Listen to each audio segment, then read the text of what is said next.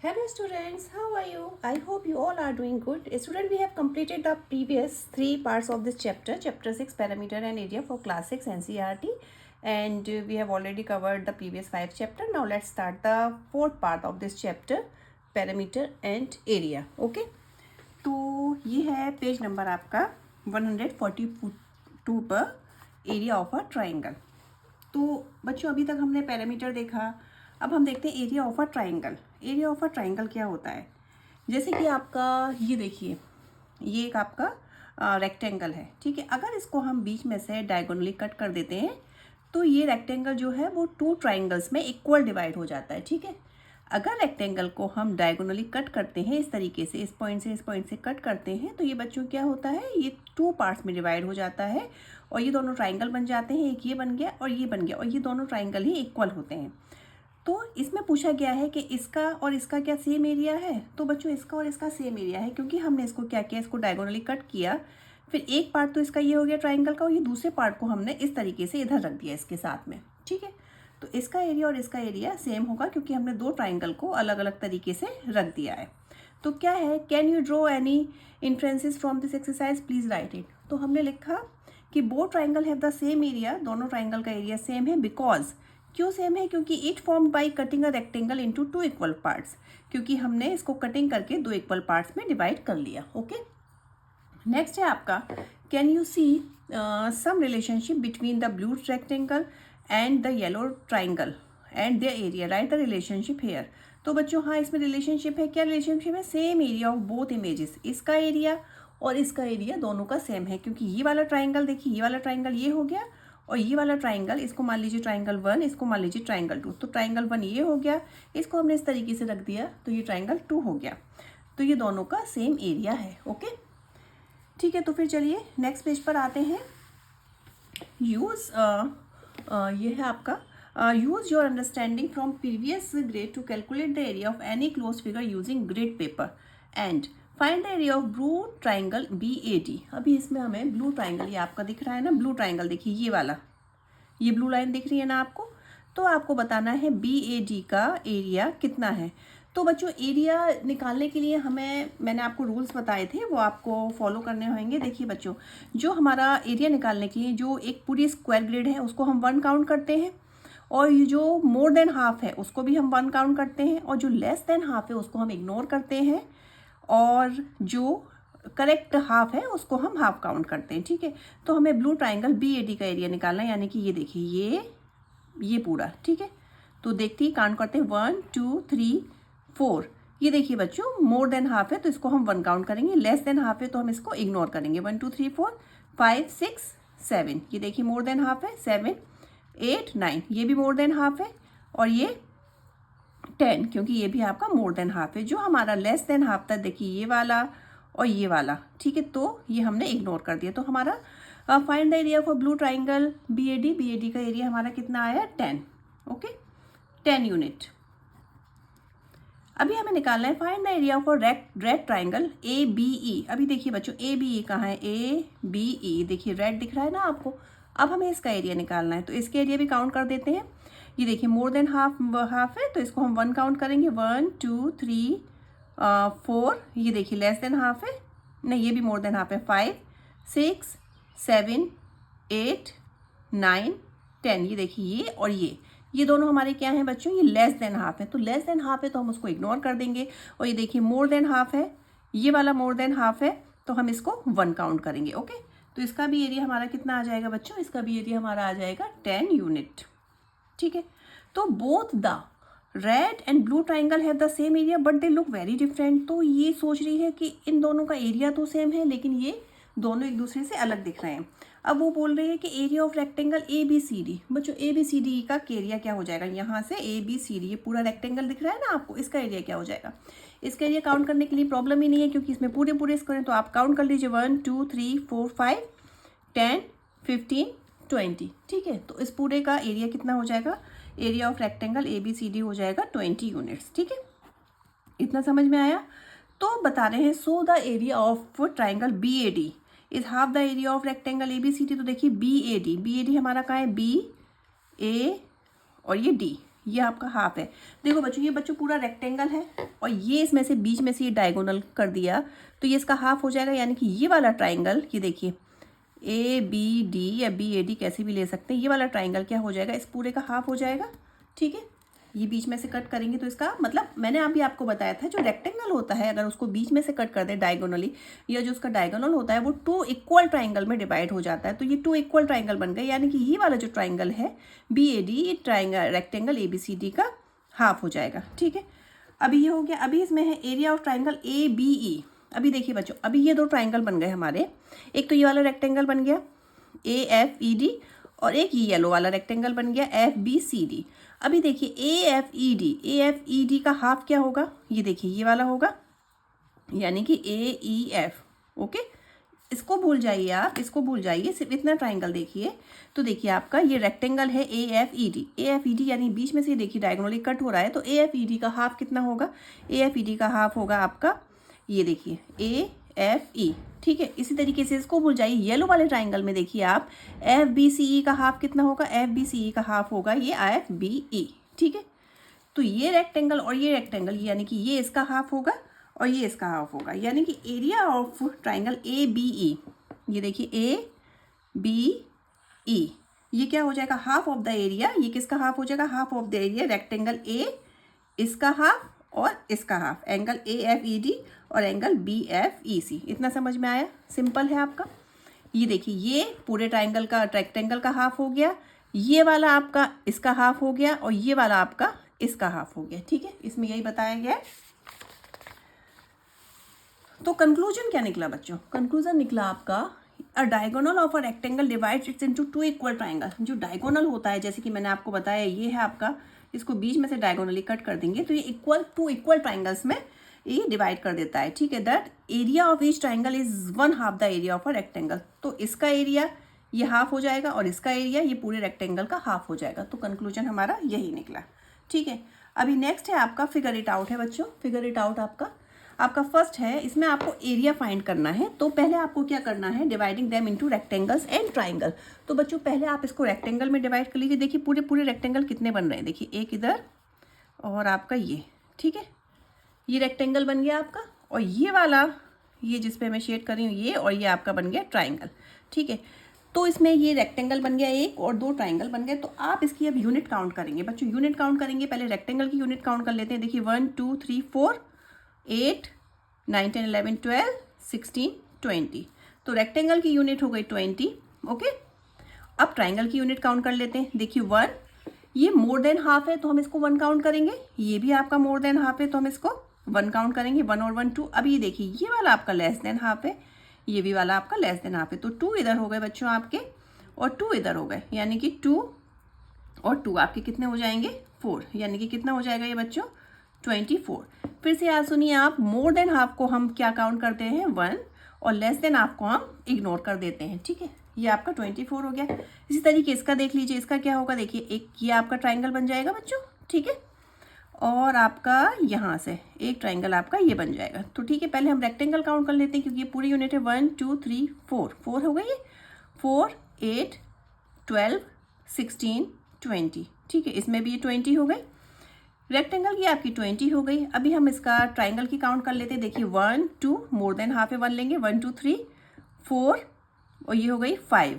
ठीक है, और बच्चों ये 5 हो गई, ये देखिए ये करेक्ट हाफ है तो इसको हम हाफ लेंगे। ठीक है, यहाँ तक 5 हो गई। अभी इसकी काउंट कर लेते हैं, 6 7 8। ठीक है, 20 + 8, 28 हो गई। अभी देखिए हाफ हमारी कितनी बची, एक तो हमारी ये हाफ बची, और बच्चों ये भी आपका मोर देन हाफ है।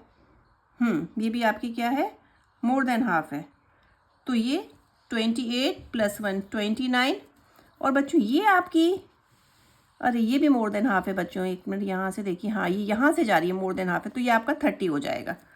28 + 10 आपका 20 + 10 आपका हो जाएगा 30। ठीक है, फिर से देख लीजिए 1 2 3 4 5, ये 4 5 20 हो गया। 21 22 23, ये आपका 24। ठीक है, इसके बाद में 25 26 27 28 29 30। ओके, मोर देन हाफ को हम क्या काउंट करेंगे, मोर देन हाफ को हम 1 काउंट करेंगे। नेक्स्ट इमेज देख लेते हैं। नेक्स्ट इमेज ये रही। इसमें देखिए आपका पहले रेक्टेंगल बना लीजिए। ये आपका 1 मिनट, सॉरी, ये ठीक है, ये रेक्टेंगल बन गया। देखिए बच्चों, ये पूरा रेक्टेंगल बन गया। उसके बाद में आपका ये यहाँ से यहाँ तक एक ट्राइंगल आपका ये बन गया, ठीक है, ये वाला, ओके। और एक ट्राइंगल आपका ये वाला बन गया, ठीक है। तो इस तरीके से आप इसकी यूनिट काउंट कर लेंगे, ओके। ये वाला देखिए इसमें कैसे होगा आपका, इसमें देखिए ये सिंपल है आपका, ये 2 ट्राइंगल बन गए और ये एक रेक्टेंगल बन गया, इसकी यूनिट काउंट कर लेंगे। ये वाला देखिए आपका एक ट्राइंगल ये बन गया और आपका नहीं आपका ये देखिए ये पूरा आपका रेक्टेंगल बन गया, ओके। एक ट्राइंगल आपका ये बन गया, एक ये बन गया और आपका एक ट्राइंगल ये बन गया, ओके। तो आप इसकी यूनिट काउंट कर लेंगे। तो इसकी यूनिट काउंट कर लेंगे आप। ये मैं आपको खुद दे रही हूँ, अगर आपको डाउट हो, कुछ भी डाउट हो तो आप ज़रूर पूछिएगा, क्योंकि ये बहुत ईजी है, आप आराम से कर लेंगे। देखिए ये रेक्टेंगल, एक ये ट्राइंगल और ये ट्राइंगल। बस आपको रूल्स याद रखने हैं कि जो मोर देन हाफ है आप उसको फुल यूनिट लेंगे और ये जो लेस देन हाफ है उसको इग्नोर करेंगे और जो करेक्ट हाफ है उसको आप हाफ लेंगे। गॉट इट बच्चों, ठीक है, इतना क्लियर है। चलिए अब आपका क्या आता है, मेकिंग इट मोर और लेस, ठीक है। ये जैसे बच्चों आपका ये आपका एक स्क्वायर है, 9 यूनिट स्क्वायर है। देखिए इसमें कितनी यूनिट है, 1 2 3 4 5 6 7 8 9 और ये भी आपका 9 यूनिट स्क्वायर है, ठीक है। 1 2 3 4 5 6 7 8 9। तो बच्चों ये दोनों ही 9 यूनिट स्क्वायर है, लेकिन इनका पैरामीटर क्या है, अलग अलग है। ये देखिए 9 यूनिट स्क्वायर का पैरामीटर कितना है, 12। कैसे 12 है, 1 2 3 4 5 6 7 8 9 10 11 12, ठीक है। इसका पैरामीटर हमारा 12 है और इसका पैरामीटर हम काउंट कर लेते हैं 1 2 3 4 5 6 7 8 9 10 11 12 13 14 15 16 17 18 19 20। इसका पैरामीटर हमारा है 20। तो बच्चों ये देखिए आप, हमारा एरिया दोनों का सेम है, ये भी 9 यूनिट, ये भी 9 यूनिट, लेकिन दोनों का पैरामीटर अलग अलग है। तो एरिया सेम हो, पैरामीटर अलग अलग हो, ऐसा हो सकता है। तो हाँ बच्चों, ऐसा यूजुअली होता है। अभी आपको पूछा गया है यूजिंग 9 यूनिट स्क्वायर, ठीक है। 9 यूनिट स्क्वायर का what is the smallest parameter possible. ये बच्चों देखिए फर्स्ट है आपका स्मॉलेस्ट पैरामीटर, इसका क्या होगा। तो बच्चों स्मॉलेस्ट पैरामीटर क्या होगा, अगर हम उसको स्क्वायर की फॉर्म में पहुंचा दें तो उसका स्मॉलेस्ट पैरामीटर होता है, ठीक है। अगर इसको हम और बड़ा खींचते जाएं, यानी कि लेंथ जितनी बढ़ती जाएगी पैरामीटर उतना बढ़ता जाएगा, और लेंथ कम करते करते अगर हम स्क्वायर की फॉर्म में पहुंचा देते हैं तो वो इसका स्मॉलेस्ट पैरामीटर होता है। यानी कि स्मॉलेस्ट पैरामीटर का अगर जो डायग्राम बनेगा तो वो यही वाला बनेगा। स्मॉलेस्ट पैरामीटर केवल यही वाला पॉसिबल है, ठीक है। इससे छोटा पैरामीटर आपका नहीं हो सकता। 9 यूनिट स्क्वायर में the smallest parameter is 12 unit, okay, ठीक है बच्चों। फिर इसमें पूछा गया है what is the largest parameter possible. अब बच्चों लार्जेस्ट पैरामीटर कौन सा होगा, तो देखिए ये जो हमने बताया है ये इसका लार्जेस्ट पैरामीटर है, यानी कि आपका 9 यूनिट स्क्वायर में जो लार्जेस्ट पैरामीटर बनेगा वो आपका 20 ही होगा। इसके अलावा एक और पॉसिबल आंसर ये भी है कि आप क्या करेंगे, जो आपका लार्जेस्ट पैरामीटर, एक तो आपका बच्चों ये वाला हो गया लार्जेस्ट पैरामीटर, यानी कि 9 यूनिट स्क्वायर में 20 आपका जो होगा वो लार्जेस्ट पैरामीटर होगा। इसको हम ऐसे भी कर सकते हैं, जैसे कि लेंथ वाइज इस तरीके से आप कर लीजिए, ओके। ये तो आपको 20 यूनिट्स चाहिए, तो बीच में देखिए 1 2 3 4 5 6 7 8 9, ये 9 हो गई, ये 9 ये 9 9 9 18, ये 19 और ये 20, ठीक है। एक पॉसिबल तरीका इसका ये भी है, 1 2 3 4 5 6 7 8 9 और ये 9 18 और ये 19 ये 20, ठीक है। लार्जेस्ट पैरामीटर एक ये भी बन सकता है आपका, और एक आपका लार्जेस्ट पैरामीटर आपका ये भी बन सकता है, ठीक है। फिर है make a figure with a parameter of 18 unit. अभी बताइए आप 18 यूनिट का आप मतलब 9 यूनिट स्क्वायर लेकर ही 18 यूनिट का आप कोई फिगर बना सकते हैं। तो बच्चों ये भी बन सकता है। तो देखिए ये मैंने आपके लिए बना के रखा है, ये देखिए आपका 18 यूनिट का इस तरीके से, ओके। आप काउंट कर सकते हैं, देखिए 1 2 3 4 5 6 7 8 9 10 11 12 13 14 15 16 17 18, ठीक है। 18 यूनिट का ये हो गया। और कोई पूछा है और कोई पॉसिबल तरीका है 18 यूनिट का, 9 मतलब 9 आपको स्क्वायर यूनिट लेके 18 यूनिट का, आपके जो स्क्वायर होने चाहिए ये आपके 9 ही होने चाहिए, ठीक है। तो देखिए 1 2 3 4 5 6 7 8 9 9 है और ये क्या हो रहा है 18 यूनिट। तो और कोई पॉसिबल तरीका है कि आप 18 यूनिट का एक और बना सकते हैं? तो हाँ, हमने ये भी बना लिया। देखिए ये वाला 1 2 3 4 5 6 7 8 9 9 यूनिट स्क्वायर है और इसका पैरामीटर कितना आ रहा है बच्चों? पैरामीटर आ रहा है इसका आपका 18। कैसे आ रहा है देखिए, आप काउंट कर लीजिए यहाँ से 1 2 3 4 5 6 7 8 9 10 11 12 13 14 15 16 17 18। ठीक है, तो ये आपका 18 यूनिट आप काउंट करेंगे तो ये आपका 18 यूनिट आएगा। ओके, गॉट इट बच्चों।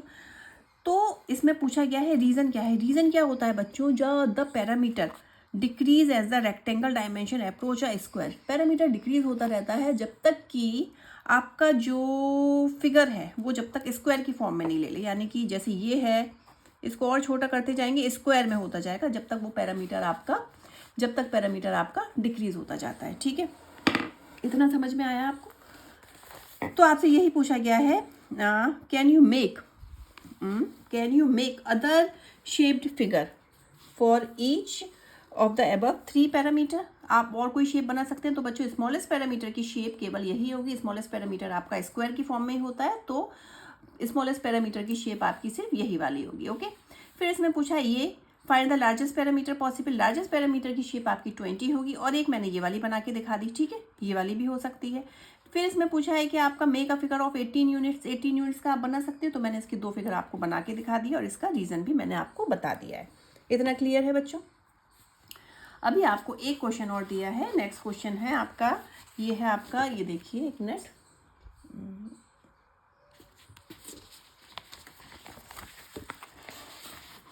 ये देखिए आपका ये फिगर दिख रहा है आपको। ठीक है, तो इसमें बताया गया है let do something tricky now. इसमें without calculating all over again observe, think and find out what will be change in the if the parameter if a new square is attach as shown on the right. ठीक है, ये आपको दिया गया है। इसमें आपको बताना है कि इसका पैरामीटर चेंज हो रहा है। इसका पैरामीटर आपको दिया गया है 24 यूनिट। ठीक है, ये आपका 24 यूनिट है। ओके, अभी आप विदाउट काउंट किए हुए इसका पैरामीटर को आपको मतलब चेंज कर सकते हैं इसका पैरामीटर, या एज इट इज़ वैसे ही रह सकता है इसका पैरामीटर। तो देखिए बच्चे, इन्होंने क्या किया, ये एक स्क्वायर है।